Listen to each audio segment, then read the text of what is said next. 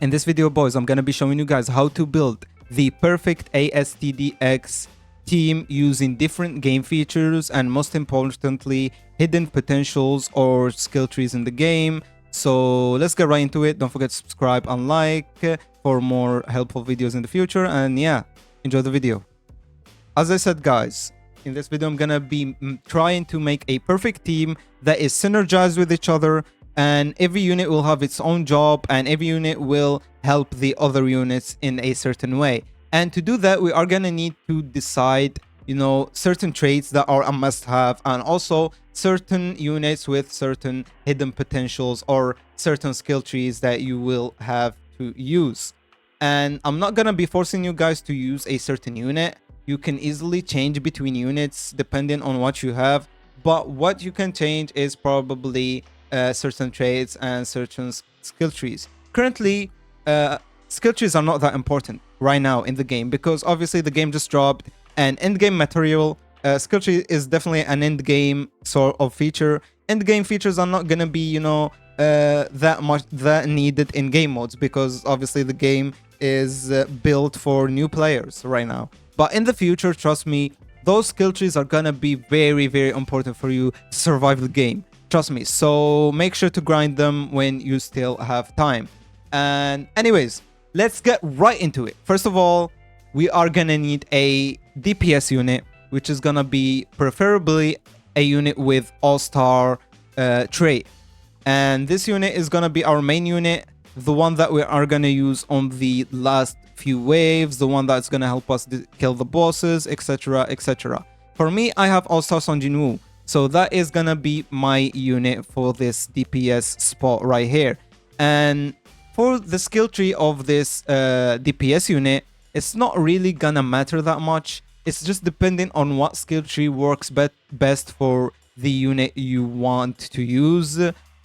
I went with damage, but I honestly think that SPA may be better for Song Jin-woo. But as a DPS unit, I'm guessing damage could be the best skill tree because DPS and damage skill tree gives you more DPS. So I guess you could just use the damage skill tree for your DPS unit. Second slot in the team is gonna be the most important one because it's gonna be our starter unit. I just evolved my Goku from 4-star to 5-star, and I'm pretty sure he is the best starter unit in the whole game. So I suggest that you use him as this spot right here. And what I'm gonna say next is gonna be very important, guys. So as I said, this is our starter unit right here, Goku. And for his skill tree, I highly suggest to use Speed Path. Why? Because of this ability right here, employment. Trigger warning, sorry for that, by the way. Anyways, employment, 20% chance to earn everyone double income when this unit gets a kill. So this ability right here is very, very good for the early stage units, the units that you're gonna place first to clear out the first waves when you don't have enough money. This ability is gonna be insane for those because it's gonna help you place those DPS units faster. It's gonna help you farm faster. It's gonna help you get through, the early awkward waves of the game faster. So I suggest that your Goku, your early stage unit, is gonna be going for the speed path and getting as many employment abilities as you can. Anyways, I don't know how many employments you can use at once because apparently there is like difference. Like certain abilities you can use up to 3 times, certain abilities you can only use twice. So I'm not sure if you can have more than 2 employments, but the more the better. And there is also some decent abilities in here. As you guys can see, this additional 10% chance to attack again in rapid succession for 100% of this unit damage. This is a good mix with employment because if it attacks again, it kills again, it will give you more yen. So it's a very, very good mix here. I would suggest going for employment and additional. Dodge could be decent, but as we said, this is gonna be our starter unit. And for starter units, you probably won't need dodge that much because there's not that many enemy attacks or stunning effects in the early waves of the game. And yeah, there goes our second slot, the early wave clear slot. And trust me, this skill tree right here on the early stage of the game is gonna be very, very game changing. Trust me, guys, you should definitely go for the speed skill tree on Goku, and also pick in the employment ability because it's gonna be worth it. For the third slot, it could be either support or it could be a sub DPS. Consider depending on what you want to use, honestly. There is like only 4 slots that are very important, and then there is those 2 slots that are very, very easily interchangeable. You can just pick whatever you want here. I'm gonna be completely honest. And in most game modes, you are gonna be probably just using those 2 and the last 2 that I'm gonna mention later. So those are gonna be for the longer wave game modes, and also maybe for infinity game modes, etc, etc. So I just suggest just pick whatever you want. Sub DPS, support, whatever you want. And even the skill trees, whatever you want, bro. Just don't prioritize those units for skill trees. Prioritize those 2 because they are gonna be the most important in lower wave game modes. And currently, there's not that many game modes that have very long waves. Currently, there's only game modes that have like 15 waves maximum. So I guess having those 2 guys maxed out with a maxed out skill tree, etc., is gonna be important. Those 2, on the other hand, I mean, if you have free time, might as well.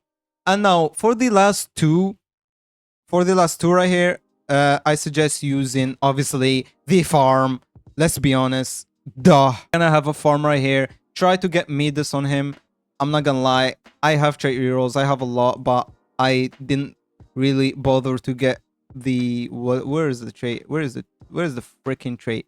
There we go, Midas right here. I should definitely try to get Midas on him, but I'm too lazy, I'm gonna be honest, and I hate gambling. So for the last slot right here that I have not opened yet, I suggest going for a very good support like Erwin, or you know, a buff unit.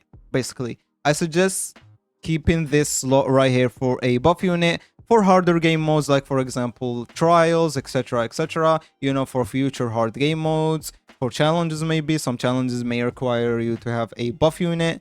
So as I said, this one right here is gonna be for our buff. And for the skill tree of this buff units, I mean, you could just go range, because higher range meaning more space to cover and more units to buff.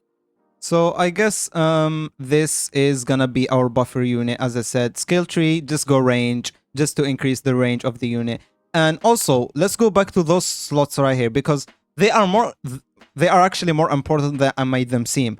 Because honestly, I suggest going for a sub DPS right here. For this slot right here, I suggest actually getting a support unit like Blackbeard, for example, maybe Gojo. I actually don't have them. I guess you could, I mean, this is not really a support unit. I suggest going for a freeze or a stun or something like that. And why is that? Because there's actually a very good skill tree for support units of that type, you know, the freeze type, the stunners and stuff like that. This right here, the damage path. And if you go here, there is this marker right here. And this marker, what this marker does is makes it so units can mark enemies, and marked enemies take 30% more damage for 5 seconds. So if we have, for example, a support that freezes, basically when he is attacking and freezing units, he has a chance to mark those units, and once he marks those units, other DPS units in your team can deal more damage. So this is a support ability right here on the damage path that can be very helpful and make your support units even more OP.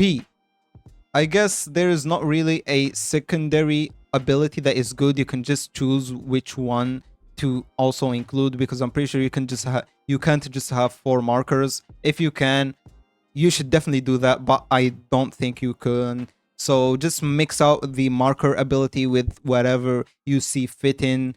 You can choose that, but I definitely suggest going for a support unit right here. This is obviously going to be for harder modes, for longer modes that have longer waves. I definitely suggest going for a support unit that either freeze, stun, or do whatever, and make sure to go for a skill tree that the damage skill tree that makes them even stronger as support because of the marker ability. And also, boys, the sub DPS unit, there obviously it's gonna change depending on what game mode you are and what element the game mode you are playing has. But trust me, this guy right here, Mihawk, range path with overload ability, 5% chance for attacks to hit all enemies within the unit range for 50% of the damage, is an insane sub DPS, especially with All-Star. So if you have All-Star Mihawk, that is your best option as a sub DPS unit, because he just has insane range, first of all. And if you also add the range path, he will have even more insane range. And with the overload ability, this is gonna be busted. So yeah, consider picking Mihawk for your sub DPS. But as I said, that will be changing depending on what game mode you are playing. And yeah, guys, I guess this is it. We have went through all these 6 spots on the team and what we should do to them and what is the job of every unit. And yeah, guys, don't forget to subscribe and like, and see you in the next video.